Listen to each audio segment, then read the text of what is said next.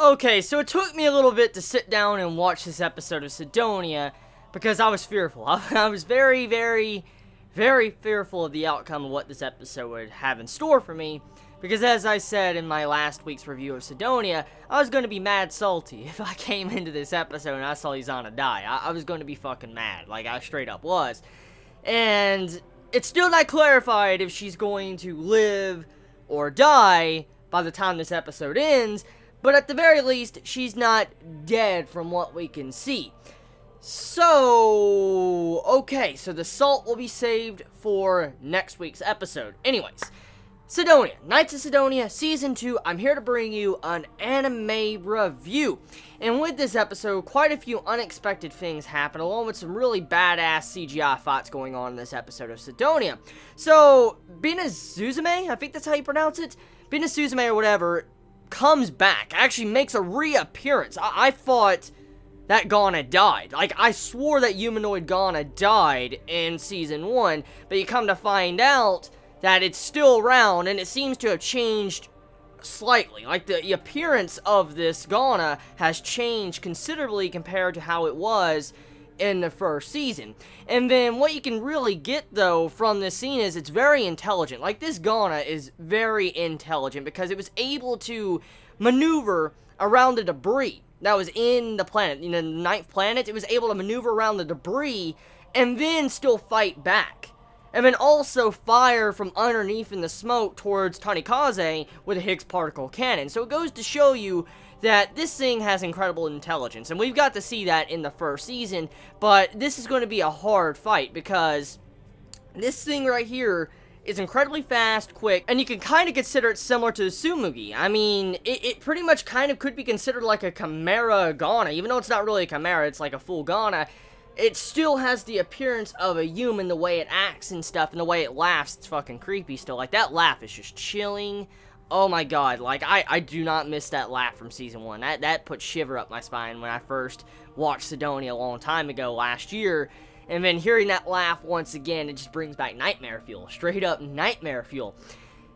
With the episode, though, from what we get is, it seems like Tanikaze's new mech is a lot stronger than what we have normally seen throughout the journey of Sidonia. Usually, if someone was to crash land from, I guess, out of orbit into a planet like what Tanikaze did in this episode, usually they would just kaboom, they're fucking gone. Like, they're dead. They're done. They're done. And that's pretty much what this episode was actually really trying to showcase. It was trying to showcase Sidonia's new mechs, like its new experimental mechs, along with showcasing, the Chimera Ghana Tsumugi, how they can fight in actual combat. Because you have it to where Tanikaze and Tsumugi are fighting by themselves. They're like the people that are trying to retrieve Izana in this episode, and they're doing some damn good work in this episode. Like, you had this army of Ghana coming at them, and they just stop, and then they just shoot them all fucking down, and that's badass. Like, straight up badass. How they were able to just deal with those Ghana like it was nothing. It goes to show you how great of a team they are, but how skilled they are as pilots, or, Tsumugi,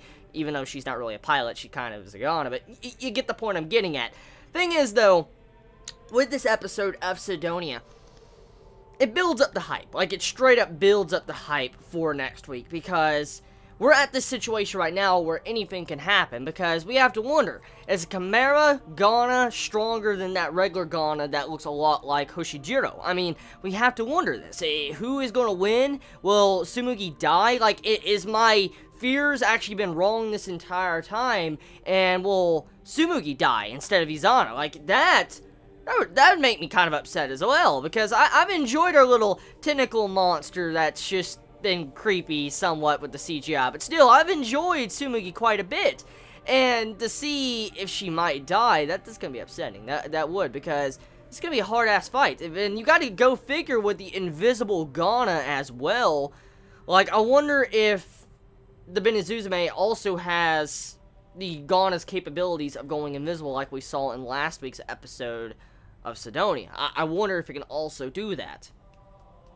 A lot of questions right now.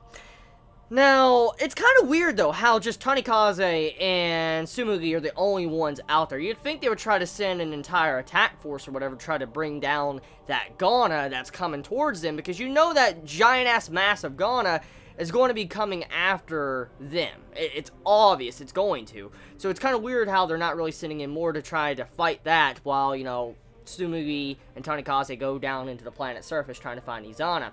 Oh yeah, we also going to find out something very interesting with this episode.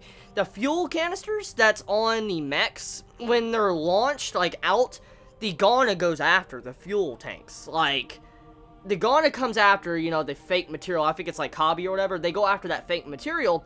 But we also come to find out they'll come after fuel tanks. And so, they come after this, you know, fake material that they made, you know, this artificial material that's called Kabi. And then also they go after high density of Higgs particles in whatever device they're in, for instance, you know, the fuel tanks. So this kind of explains how Ghana, or why Ghana, attack humans. But why do they attack humans? Because of this Kabi, and also because of high density of Higgs particles. Like, why? You'd think they would attack themselves. Like, if you go figure, wouldn't a Ghana attack themselves? Like, they're using the exact same thing that pisses them off. So, why would they attack... Why? Yeah, you get the point I'm getting at. So, a lot of questions right there. And then... that's about it. I mean, episode overall... intense. Intense. Like, shit, dude. I'm not ready for that. I'm not ready for the finale that's getting closer and closer to Sidonia. I have a bad feeling there's going to be a death, dude. There's straight up going to be a death in this series. It's weird, man. It's weird. Coming to Sidonia standards of killing characters off like it did in the first season. That's kind of weird and it's nerve-wracking to see. We'll see. We'll see next week. We'll see if I'm salty or not. But anyways, tell me your thoughts in the comments below. How do you feel about the Benisuzume guarding Tsumugi's blast like nothing? How do you feel about that? How do you feel about what was demonstrated in this episode? Let me know your thoughts in the comments below. You'll have a wonderful day or night wherever you live. Please be safe. Chibi out.